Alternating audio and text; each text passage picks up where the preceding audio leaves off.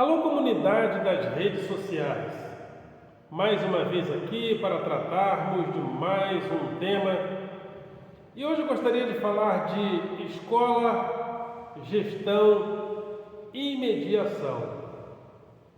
Eu gostaria de começar esse assunto fazendo a seguinte pergunta: na escola, na sociedade, quem faz a mediação? E por que eu estou falando disso? Porque a escola, ela é um retrato muito adequado do que é a sociedade, do que poderá ser e do que será a sociedade daqui para frente.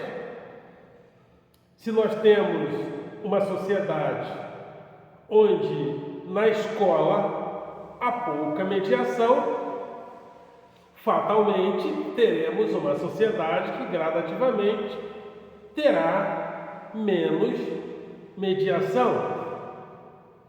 E quando eu falo de falta de mediação, eu não estou falando de falta de democracia, sobretudo de falta de democracia representativa, daquela democracia que nós vamos no dia das eleições e votamos. Depois de mais 2 ou 4 anos, voltamos, elegemos outras pessoas e vamos para as redes sociais reclamar, criticar, sem uma participação direta no dia a dia da gestão pública, sem que haja uma interação entre a gestão e o lugar onde nós habitamos, com aquele diálogo profícuo entre poder público e sociedade. Ou seja, percebemos deficiência na nossa sociedade civil. E o que é a sociedade civil? É exatamente a sociedade que se organiza para dialogar com o poder público. Porém, quais são os canais de mediação desta sociedade?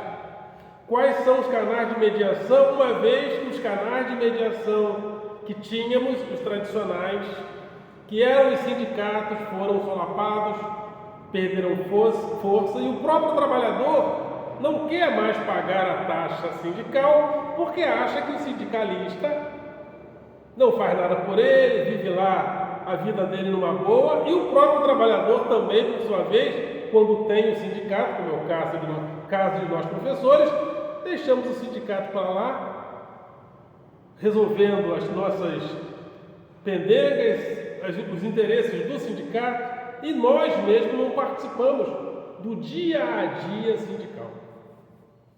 Isso faz com que nós sejamos uma sociedade civil um tanto quanto diferente da tradicional, porque não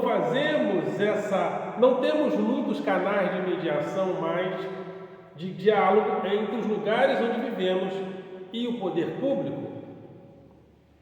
E onde nós estamos formando este tipo de cidadão também, esse tipo de cidadania também? Na escola. A escola é um lugar onde nós aperfeiçoamos uma absurda inimizade em potencial entre professores e alunos. Lembram, nós que somos um pouco mais velhos, muito calor aqui na Baixada Fluminense, nós que somos um pouco mais velhos, nos lembramos da amizade em potencial entre professores e alunos. Professores nos davam carona nos seus carros e nos levavam em casa se passássemos mal. Hoje em dia, nem pensar, isso é muito problemático. Saímos do colégio e íamos conversando com os professores pelas ruas. Às vezes, até o portão da casa do aluno ou do professor, havia uma amizade em potencial. Hoje em dia existe uma absurda inimizade em potencial que eu não sei quem plantou, ou seja, até Temos aí alguns nomes, como Olavo de Carvalho, durante anos postou e plantou essa ideia de que o professor é o maior inimigo da sociedade porque é comunista. E muita gente há muito tempo vem navegando nessa onda. E eu nem sabia que essa onda existia, descobri um pouco mais a posteriori. E essa semente de que o professor é o maior inimigo da sociedade porque ele é, entre aspas, comunista, doutrinador, pegou, se alastrou, nos infectou e nós nos tornamos, entre professores e alunos, inimigos em potencial. Sem canais de diálogo entre o professor e o estudante. Vai usar aqui agora? Obrigado. Sem canais de mediação entre o professor e o estudante. Então, quando há qualquer dúvida em relação ao professor, direção, denúncia, metropolitana.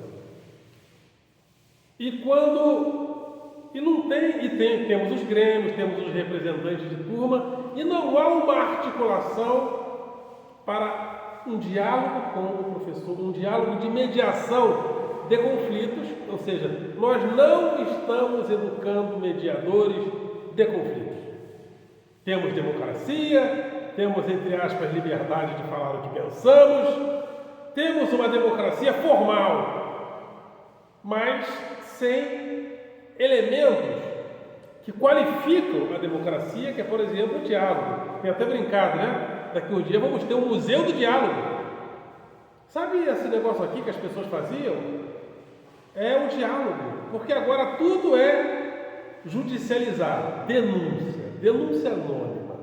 É denunciar a direção, denunciar a metropolitana, denunciar no Ministério Público, e nós na escola acuados, amedrontados, com medo do pai chegar, do Ministério Público chegar, da ronda escolar chegar, do conselho tutelar chegar, amedrontados. E uma vez que estamos amedrontados, passamos a tratar também o aluno como um inimigo em potencial, porque ele também entende que ele sabe que basta denunciar, né? É só denunciar. E potencialmente o professor é sempre o culpado, porque foi semeada essa ideia de que o professor é o maior inimigo da sociedade. E essa ideia colou, essa ideia pegou, inclusive, no senso comum. Então, qual é a proposta? Que a gente crie mediadores. Talvez concursos públicos para mediadores, psicólogos que façam a mediação do conflito. Porque o professor é o professor, ele está ali para dar a matéria dele, a aula, ele não é o mediador. O aluno é o aluno. A direção está para responder à gestão pública, à superestrutura do poder. E quem faz a mediação? Ninguém. E quando os diálogos são feitos, eles já são feitos no embate. Chama os pais dos alunos para a gente conversar. Aí a reunião é feita no embate.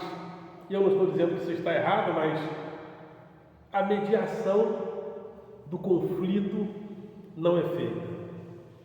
A sociedade está assim há algum tempo. A escola está enviando para a sociedade pessoas assim também, entre corpo docente e corpo discente. E isso tem sido, aparece, por isso é que há hoje o protagonismo do Poder Judiciário, do Supremo, né? Como os conflitos não são mediados, o Supremo parece sempre um Xandão, alguém do Supremo para dar a palavra final, porque nós, por ausência de diálogo, estamos sempre judicializando. Então, se é para judicializar, vai para o Poder Judiciário. E essa judicialização da vida está sendo formada a partir do ambiente escolar, onde nós estamos enviando para a sociedade pessoas denuncistas, que não sabem mediar conflitos, que não sabem dialogar, porque nós também não estamos praticando esse ato de diálogo aqui, nós no interior das nossas escolas, porque o ambiente está tóxico. A escola se tornou um ambiente altamente tóxico. Tem hora que eu fico me perguntando, como a gente chegou nisso? Por que a gente chegou nessa situação? Aí entra a minha tese. Nós precisamos, entre nós professores, nos reunir pelo menos uma vez por ano para falarmos sobre escola, para discutirmos a escola. Organizados por nós, não pelo sindicato. O sindicato tem o papel dele, os interesses dele, que às vezes é interesse do sindicato e não da nossa classe. Eles mediam também, lutam também pela classe? Sim, mas lutam também pelo sindicato. Não há muitos diretórios, não há muita presença do sindicato no dia a dia da escola.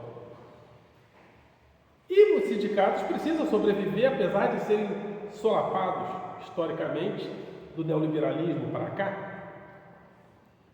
Então, nós professores precisamos, entre a gente, nós precisamos discutir a escola.